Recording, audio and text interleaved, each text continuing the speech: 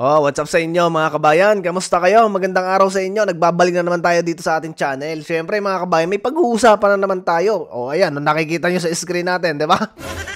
Tsaka yung kahapon, di ba? Yung isang witness, no? Dapat titistigo laban kay PRRD. Aba, kita nyo, kumanta, no? At yun yung nagkalat na mga kabayan sa social media.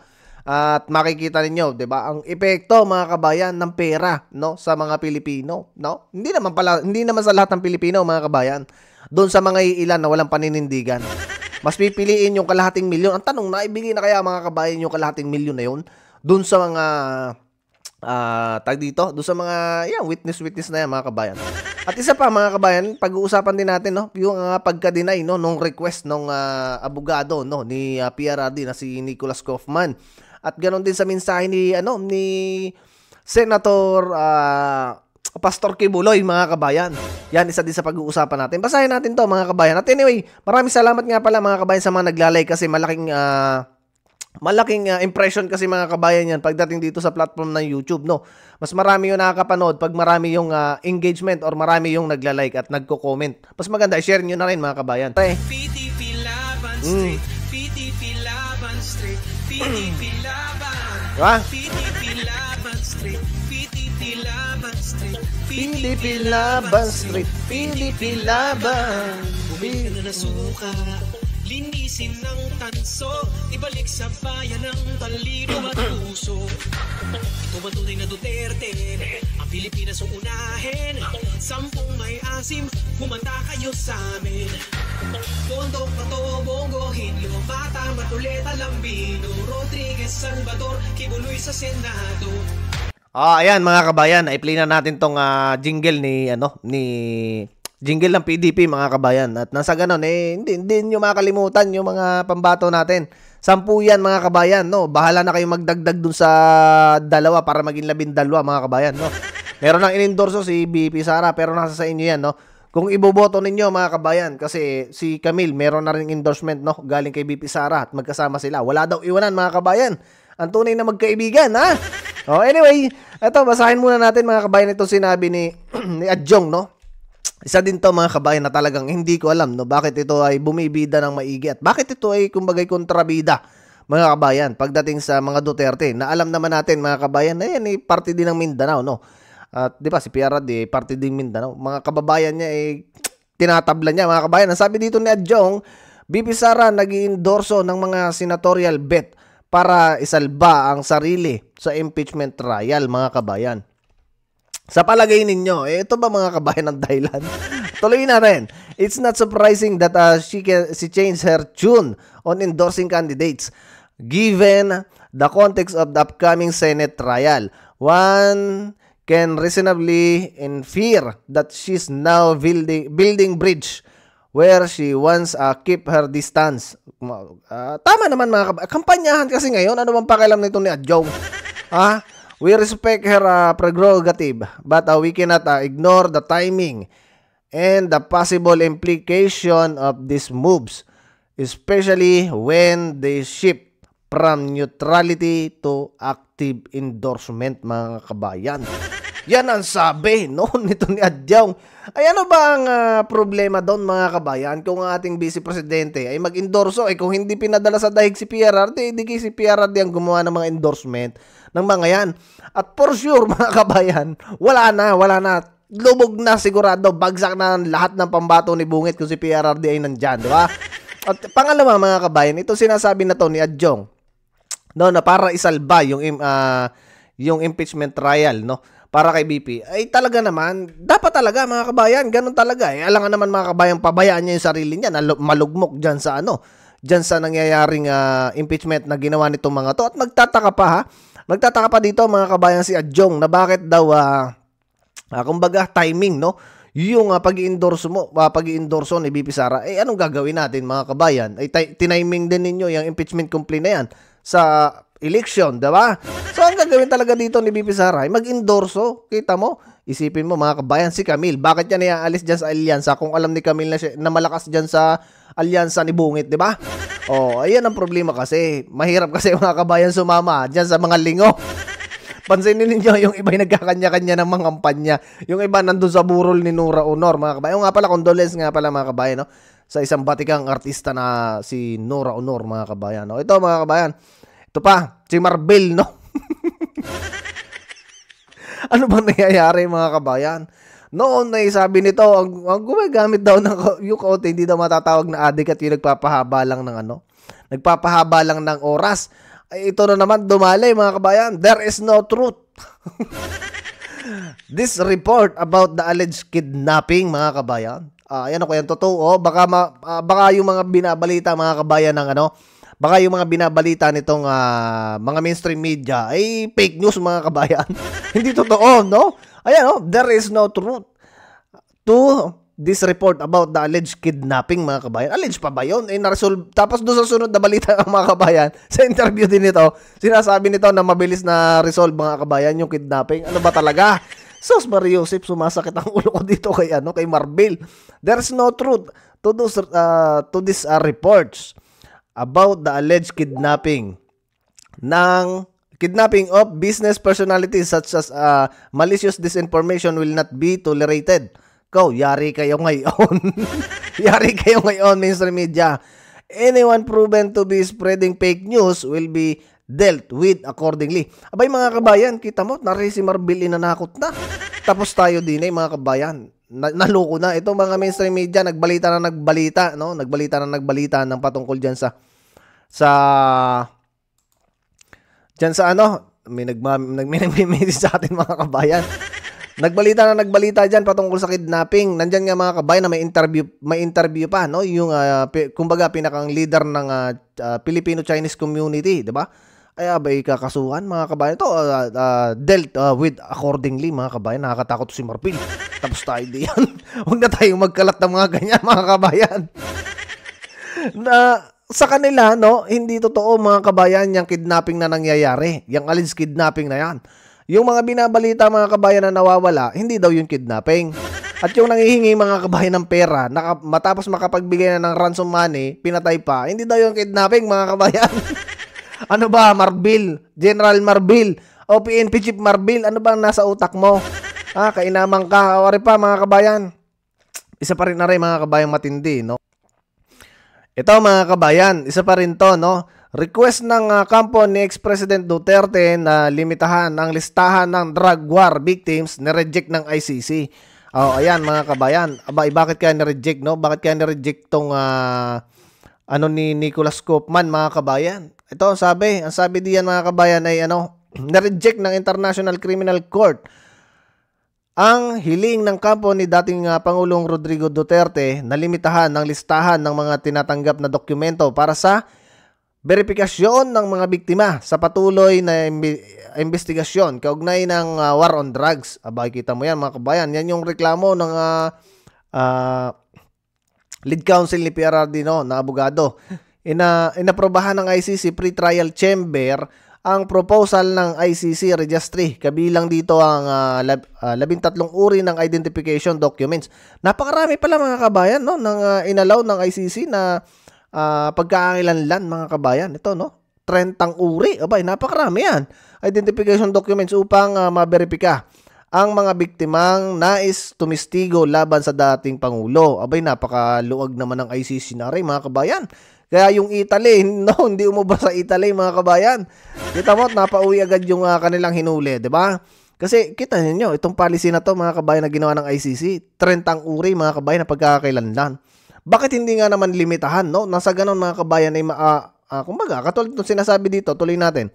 Depensa naman ng abogado ni Duterte na si Nicholas Koopman, dapat mas mahigpit ang requirements nito. Iginiit din niyang national ID at passport lamang ang dapat tanggapin. Dagdag pa niya, maaaring humantong pa ito sa fraud o misinformation. Totoo to, mga kabayan, kasi nga katulad na lang nung si Alin Sheila, mga kabayan, 'di ba? Hindi natin alam na yung pala baka fraud, mga kabayan. Ginawaan, alam niyo naman sa atin, pagka pera ang usapan, mga kabayan, katulad nung sinasabi nung isang dapat titistigo din dyan sa ICC, na nababayaran kada buwan mga kabayan ng 30, 20 o kalahating milyon pa nga mga kabayan ang ipinangako basta si PRRD mapadala sa dahig. Ang tanong mga kabayan, ngayong nasa dahig na, no? Nasa ICC na si PRRD, yan ba ang mga yan ay nakatanggap na kaya ng kalahating milyon? Tanungin nga natin mga kabayan, doon sa nakakakilala dyan sa mga witness na yung mga kabayan, no? Aba tanungin nyo, ano ga, natanggap nyo gayong kalahating milyon pangako sa inyo nitong mga tulunggis na to? Ha? Ni ID mga kabayan, passport, sasabihin pangmayaman. Naklanteting tayo pala ngayon mga kabayan ay mayaman na. Dapat hindi na tayo nagtatrabaho kung tayo mayaman na mga kabayan. May passport na tayo Anak ng tupaklong talaga. Mga dahilan no mga kabayan. Napakinggan na naman natin mga kabayan na rin si Pastor Kibuloy. At ari mayroong magandang may maganda to mga kabayang mensahe diyan. Ito, kung ano ang plataforma sa mga hindi nakakala mga kabayan, plataforma ni Pastor Kibuloy. Ang una-una ko pong advokasya, ako'y magtatrabaho po. Pupunta ako sa politika, hindi ko hanap ang pera. Hindi ko hanap ang katanyagan. Nasa akin na po. Sasabihin ng mga anti-Kibuloy dyan o anti kay Pastor. Ako mga kabayan, ito hindi tayo membro ng mga kabayan ni Pastor Kibuloy. Kita nyo, hindi ko nga, nakalimutan ko na mga kabayan. Kita nyo, hindi talaga tayo miyembro mga kabayan itong KOJC, no?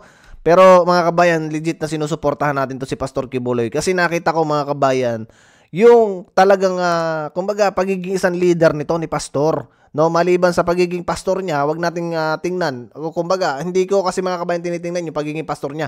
Yung pagiging leader niya, mga kabayan, hindi yan makakapagpasunod ng napakaraming tao na buong mundo mga kabayan, meron siyang mga membro kung hindi maayos no ang pagpapatakbo niya sa kongregasyon, 'di ba? Hot yun. Hindi ko na po kailangan yun. Ako ay magtatrabaho lang at tutulong para mabigyang solusyon ang ating mga kinakaharap na problema. So, yung aking pong paggobyerno ay ang tinatawag na laban sa korupsyon. Yung governance and anti-corruption. Gagawin ko ang isang pagtatatag ng isang truth commission. Binubuo ito ng mga ordinaryong mamamayan upang imbestigahan ang mga kaso ng korupsyon sa loob ng ahensya ng gobyerno. So, suportahan ang pananaw na ito ng isang advokasya pa rin na may parusang kamatayan o death penalty sa mga korap na politiko na napatunayang may sala sa malawakang pagkubkub o sa pagwawaldas o pandarambong ng pera ng mga Pilipino. Yan po ay advokasya rin ng isa kong kasamaan sa PDP laban, si Atty. Vic Rodriguez. Pareho po kami riyan. Death penalty at ibinaban niya ang ceiling ng plunder from 50 million naging 1 million na lang po. Kung ako matutupad, kahit po 1,000 lang, kailangan. Yan mga kabayan, yan dapat talaga, no? Kasi mga kabayan, kita niyo sa mga ibang bansa katulad na lang ng yung mga karatig natin na mayroon death penalty. Kita niyo mga kabayan, napakadalang ng kumbaga ay nagnanakaw ng pera ng tao, 'di ba? Ito the best to mga kabayan. Ako sangayon ako dito, pero dapat pahigpitin nila mga kabayan yung batas, no? Na ma-implement kasi kawawa mga kabayan pagka yung may hirap na nabiktima no ng mga mayayaman. Hindi ko nila lahat mga kabayan na mayayaman ganun, no. Meron kasi na syempre, alam niyo naman ang kalakaran sa ating bansa, no. Kita ninyo pagka ikay may pera, kaya mong baluktutin yung batas mga kabayan. 'Di ba? Yung iba nga kita niyo nakasuhan ng graft in corruption. Abay, kita niyo nakakatakbo na naman. Pasayaw-sayaw pa. May death penalty na sapagkat ang maliit na pagnanakaw at ang malaking pagnanakaw, pareho lang yan sa harap ng Diyos at sa harap ng batas ng tao. Pangalawa po, yung sa kalusugan. We need a healthy Philippines. Puro kailangan malusog ang mga tao. Matanda man o bata man o binata man o dalaga o babae man. Kaya sa kalusugan, ini-endorso ko ang Mobile Health Services Program upang dalhin ang serbisyo ng kalusugan sa lahat ng ating mga mamamayan. Mga kabilang na rito ang pamamahagi ng libreng gamot. Direkta ito sa mga liblib na pamayanan gamit ang mobile clinic sapagkat hindi lahat maka-afford ng pumunta sa ospital. Ako po ay nagkaroon ng pneumonia. Dinala ako doon sa Philippine Heart Center. Nakita ko doon ang mga nakalinyang tao sa kanilang garahe, yung kanilang parking lot, no? Nagtanong-tanong ako, ang iba doon nasa 1 buwan, 2 buwan, 3 buwan na doon sila. Naghihintay para mapagamot. Hanggang iba namatay na nga. Kaya nasaktan masyado ang aking puso sapagkat ito ang isa sa aking nakikitang hindi inaasikaso ng ating pamahalaan. Kaya nga ang PhilHealth, mahalaga yan. Merong budget pero hindi ginagamit doon sa kalusugan na dapat ito'y ipamigay na libre ang gamot sa lahat ng tao sa Pilipinas. Bilyon-bilyon po ang pera natin yan, ngunit hindi ginagamit sa wasto. So, ipalalawak ko ang saklaw ng PhilHealth upang masaklaw ang mas marami panggamot, outpatient, pangangalaga at mga programa sa pagpapagaling o yung rehabilitation para sa mga pamilyang may mabababang kita. Sapagkat, tingnan ninyo pagka nagkasakit ang isang taong dukha, kung meron man siyang ipon, lahat ng yan ay mauubos. Kung meron man siyang munting ari-arian tulad ng lupa o bahay, ipagbibili pa yan. Kaya nagiging dukha silang lalo dahil dyan sa problemang yan. Meron tayong PhilHealth. Asahan po ninyo, pag ako ay naging senador, inilukluk ako kasama ng aking mga kasamahan sa PDP laban, ipaglalaban ko ang kalusugan ng ating mga mamamayang Pilipino. Libre gamot, lahat-lahat, pati doktor, pati hospital. Ipaglalaban ko po yan. Malaking laban ito sa Senado. Alam ko marami ang kukontra dito sapagkat hindi naman lahat tulad kong zero corruption. Kaya nga nawawala yung budget ng PhilHealth dahil kinukorap ito na dapat ilagay sa pangkalusugan. Saan nilagay? Sa tulay. Wala ka naman nakitang tulay. Ayun, gumuho mga kabayan yung nandun tulay. So anyway mga kabayan, napakaganda ng ni Pastor Kibuloy, yung kanyang advocacy gusto natin yung kanyang plataforma. Diyan natin mga kabayan tingnan ito kasi mga kabayan madalang tong lumabas at magpahayag ng kanyang mga kumbaga plataforma kasi nga mga kabayan nandiyan sa kulungan. Hindi pa natatapos yung pagdinig pero nandiyan nakakulong deprived na ng liberty, nakakulong mga kabayan. So anyway, hanggang dito lang muna mga kabayan yung video natin, Medyo mahaba na naman yung ating video. But anyway, maraming salamat mga kabayan. Yung iba naman kasi mga politiko, nakakalabas naman mga kabayan, nakakapangampanya katulad nung mga nakikita nyo, si Congressman Marcoleta, Jimmy Bondok, si Dr. Mata, Lahat sila mga kabayan nakakalabas, si Philip Salvador, si Attorney Vic Rodriguez, diba? Nakakalabas yung mga yan. So, ito kasi si Pastor Kibuloy mga kabayan, hindi yan nakakalabas, at hindi nakakapangampanya. Ang nandun lang mga kabayan ay si Attorney Torion na representante niya, diba? Mas maganda mga kabayan ito, ipakita ko rin sa inyo kung ano ba yung kanyang advocacy, Ayan lang mga kabayan yung ating masishare sa inyo. Maging wise tayo sa pagboto mga kabayan. Inaaraw-araw ko na kayo dito na mag-straight vote tayo mga kabayan sa PDP. At syempre mga kabayan, huwag nyo naman kalimutang mag-like at mag-share. Nang sa ganun mga kabayan, mas marami pa yung makapanood ng ating mga bidyong ginagawa. So ayun mga kabayan, see you sa susunod na video. Adios muna mga kabayan.